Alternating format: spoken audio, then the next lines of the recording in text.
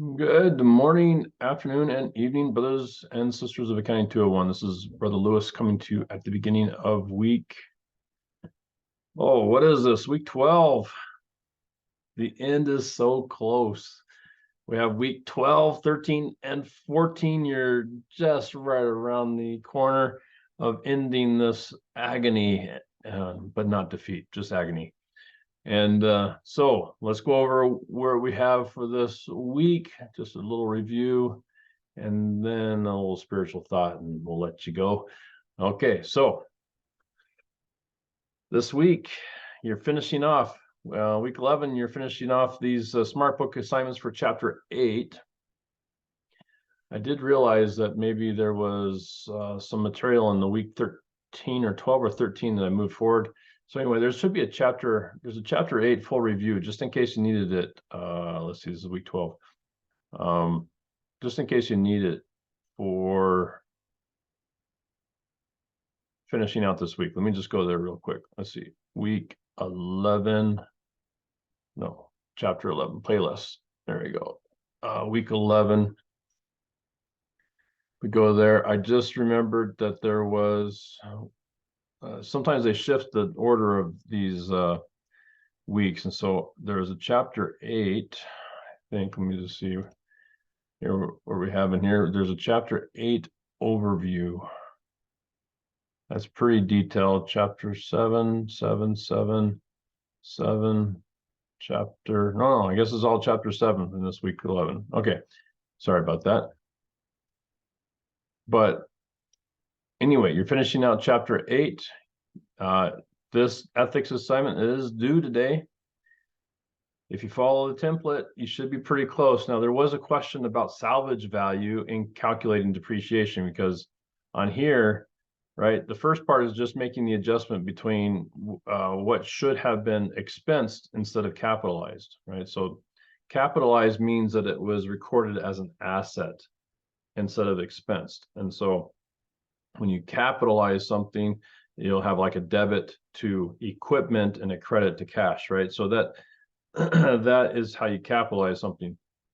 So you want to move this $400,000 out of equipment over into the repair expense. Now that's the first part, but this last part where I say what adjusting entry should be made, that because your equipment value has increased and your useful life has increased, then you need to adjust the calculation for depreciation. And so you need to show the calculation and you need to provide the value. Now, there's one great question that came up to yesterday, actually, from one of the students was, what's the salvage value? Well, if they never give you a salvage value, assume it's zero, okay? No salvage value. Otherwise, I think the rest of the information is here that you need.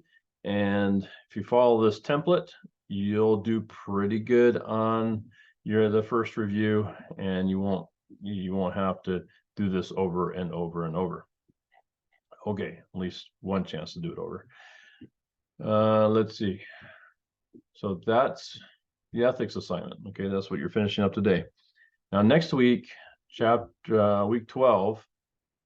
Let's get down here a little bit. Week 12, it's all about finishing out the quiz for Chapter 8. And you've got all the material you'll need, I think, to complete that. Week 12. Chapter 8, you have a couple of quiz access problems here to help you out. And if you're lucky, I might do the same as I did last week and go through the quiz access and add to this. But at a minimum, you have a few little helps on the ones that are more difficult to take care of. I also have a couple of videos from last semester's students who did a great job on presentations, and so I just dropped them in here, and that might help out as well. Okay, so you have your quiz Wednesday of next week, and then you have the exam at the end of the week. Now, for those in the United States, July 4th doesn't really matter. You're still expected to have these quizzes on the done on the 5th. So I know that a lot of folks take vacations. Well, unfortunately, if you're a student or a teacher, instructor, you don't get a vacation. You just have to keep on working through all this stuff. So the quiz is due on the 5th, and no exceptions for vacations. And exam 4 is due on Saturday. Now, I did open up this exam 4, so if you wanted to take it today, you could, I think. Let's just double check that. Exam 4 available from, yeah, you can definitely take it from today on, whenever you'd like. You don't have to wait until Saturday, but remember, Saturday is the final date that you can take it. If you take it at 10 o'clock in the evening on Saturday and you run into problems, I will not provide any exceptions to the deadline. All right, so it's 12. And then, you know, just as a preview, you've got 2 more weeks after this upcoming week. And really, the last week is the final exam, which covers everything, plus whatever happens in week 13. So, you know, you could, if you're really ambitious, you can work through week 13's activities, which is really just a chapter, I think. It's a chapter 9, chapter 10. Pretty easy chapters, actually. You can work through that, knock it out, take the exam whenever you want. In fact, I opened up the final exam also so that anybody that wanted to just kind of work ahead, you could do that. So it is available right now if you wanted to work towards getting that done. Anyway, try to hasten the speed at which you can wrap this up if you want to. Anyway, that's what's coming up. If you have any questions, give me a holler. As a final little spiritual thought, I was struck by this week's reading about, you know, Christ is resurrected. He's shown himself to the disciples, and this great story about, you know, the 2 traveling disciples, and he just shows up and is walking with them, which is, you know, kind of crazy to think about. You know, he could be doing the same thing right now with us. And as I was thinking about that, well, how does that happen? Well, it obviously happens in lots of different ways, but probably the most routine and almost unnoticeable way is through the companionship of the Holy Ghost, who testifies of Christ on a regular basis to us and provides spiritual uplifts, spiritual guidance, right? I mean, Christ sat down with the 2 disciples, and, you know, they don't know who he is because their eyes have been, or their understanding has been clouded, right? And they don't know exactly who he is, but they're like, wow, didn't he fill our hearts with warmth? You know, didn't we feel great around him?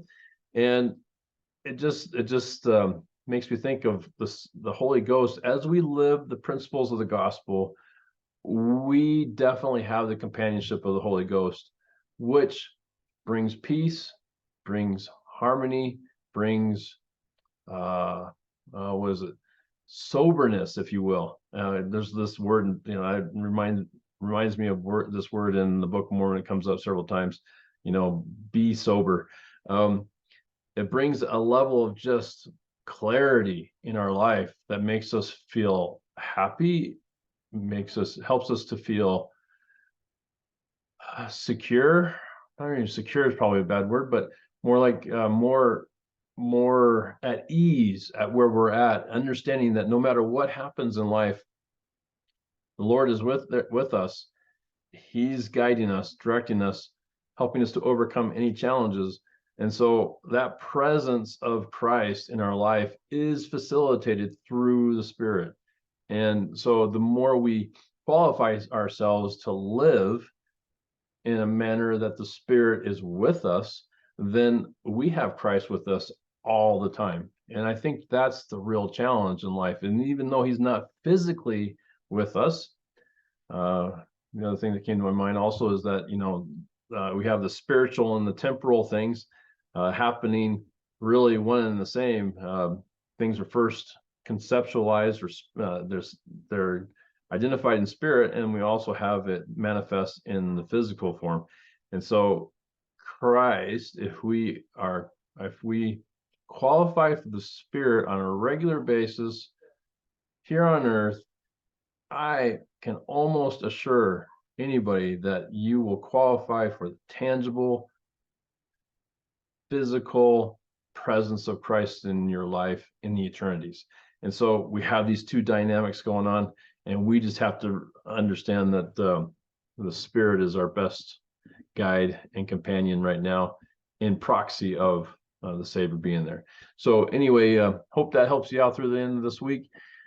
Let me know if you have any questions to help you get through this. I'm always here to help out, and we'll try to make things a little bit easier for you to complete these next couple weeks. Hope you have a great upcoming week. Take care. Bye.